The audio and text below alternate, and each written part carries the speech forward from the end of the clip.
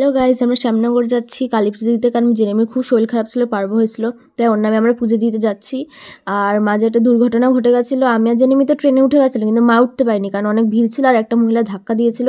তো কিছু হয়নি যদিও, কিন্তু আমাদের আলাদা হয়ে গেছিলাম। 1 ঘন্টা লেগেছিলো খুঁজতে। শ্যামনগর গিয়ে আমরা খুঁজে খুঁজে পেয়েছি। তো মাঝের কোনো ক্লিপ নেই, এইটা মেলার পরের ক্লিপ, আমরা ফোন পাওয়ার পরে।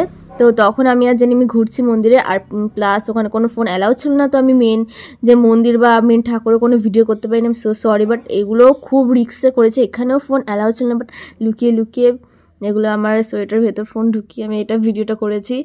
আর দেখো লেখা আছে মোবাইল ক্যামেরা অ্যালাউ নেই। তারপরে গেছিলাম মাঠে, ওখানে গার্ডগুলো খুব ভালো ছিল, যদিও কারোর ফুল তোলা অ্যালাউ ছিল না। বাট আমি বলছি প্লিজ আমার জেনিমির জন্য একটা ফুল নিই, তো দিতে দিয়েছিল, খুবই ভালো গার্ড। তারপরে আমরা মাঠে বসে বসে আমরা খেয়েছি হলো এটাই কী বলে কিসের চাট বা আলু কাবলি বা এটা কিছু একটা হবে। তারপর জেনিমি আমাকে খুব লোভ দিচ্ছিলো, দেখো লোভ দিয়ে দিয়ে পেট ব্যথা করার চেষ্টা করছিলো। প্লাস আমার খুব বাজে লাগছিলো, পিছনে খুব নোংরা ছিল, তো এটা ঠিক করা উচিত আমি বলেছি। তারপরে এসেছে কয়েকটা ছোটো ছোটো বাচ্চা, ওই হলুদ জামা পরে বাচ্চাটা আমার খুব কিউট লেগেছে। এই বাচ্চাটাকে খুব গালগুলো চুটকে চুটকে দিয়েছে, কারণ এত নরম নরম গাল, সবাই খুব আদর করেছে। জেনিমিকে আর জ্বলানো হচ্ছিলো যে আমাকে কেউ পাত্তা দিচ্ছে না, সবাই জেনিমিকেই পাত্তা দিচ্ছে। তারপরে ভাবলাম জেনিমিকে নিয়ে ঘুরলে যদি আমাকে কেউ পাত্তা দেয়, বাট সবাই জেনিমিকেই পাত্তা দিচ্ছিলো, বিকজ ওকে খুব কিউট লাগছিলো, আসলে মানুষের বাচ্চার মতো। তারপরে আসলো কয়েকটা আন্টিরা, তারা জিজ্ঞেস করলো এটা কুকুরের বাচ্চা না? হ্যাঁ। তারপরে ওরা খুব আদর করলো, জিজ্ঞেস করলো ওর ব্যাপারে, ওর নাম কি, ওর বয়স কী। তো আমি বললাম যে ওর বয়স 3 মাস। তারপর একটা বাচ্চা আসলো, যে ও জিজ্ঞেস করছিলো যে এটা সত্যি বাচ্চা, ও তো বিশ্বাস ছিল না, পুতুল হয়েছিল। তারপর ওই বাচ্চাটা বলছিল যে ওর একটা বাচ্চা দিতে, কিন্তু বলছে নিজেই ছোটো বাচ্চা, ওর নিজেই 3 মাস। তারপরে ঠাকুমার মারা আসলো, খুব আদর করলো, ফটো মটো তুললো ওর সাথে। তারপরে আমরা গেলাম মোমোর দোকান, বিকজ খুব খিদে পেয়েছিল। তারপরে ওখানে 40 টাকায় 8টা মোমো দিয়েছিল, খুব টেস্টি আর খুবই ভালো।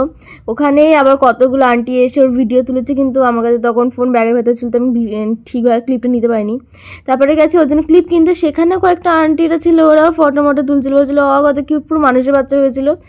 তারপরে ওরাও বলছিল এর বাচ্চা হল দিতে, কিন্তু আমি সবাইকে বলে বলে হাঁপিয়ে গেছে, ওর নিজেরই 3 মাস, ওর কীভাবে বাচ্চা দেবে। তাহলে ওকে যখন হবে তো আপনাদের দিয়ে দেবো, তো নাম্বার ঠাম্বারও দিয়ে রেখেছে। তা আমি বলছি ঠিক আছে, প্রমিস থাকলে ওর হলে দেবো।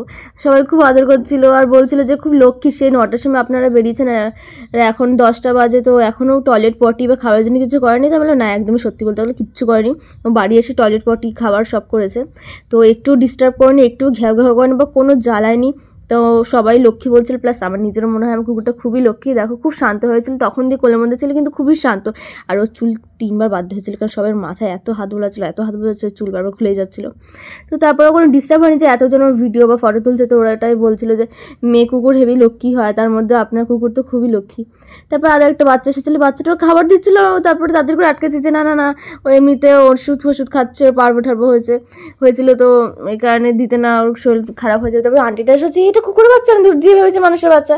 তারপরে এসে দেখলো, খুবই কিউট লাগছিলো যে সবাই ওকে এত ভালোবাসছে। তারপর আমরা বাড়ি গেলাম, বাড়ির ওখানেই দেখলাম যে একটা ফুলের দোকান।